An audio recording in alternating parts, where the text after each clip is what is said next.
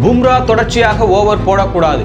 ஒரு பக்கம் அவர் மிக சிறந்த வீரர் கிடையவும் கிடையாது, ஆனா அவர் லெஜண்ட் பட்டியல சேர்க்க வேண்டியவர் அப்படின்னு சொல்லிட்டு மஞ்சரேக்கர் ஒரு பக்கம் பேட்டி அளிச்சிருக்கிறாரு.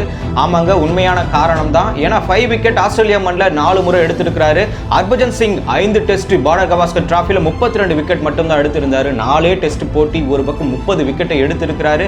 இந்த மாதிரி இருக்கக்கூடிய பும்ரா அவர்கள் ஒரு பக்கம் 14.92 சராசரி 30.1 ஸ்ட்ரைக் ரேட்டை வச்சிருக்காரு. இந்த மாதிரி எந்த ஒரு நபரும் வைத்திருக்கிறது இல்ல.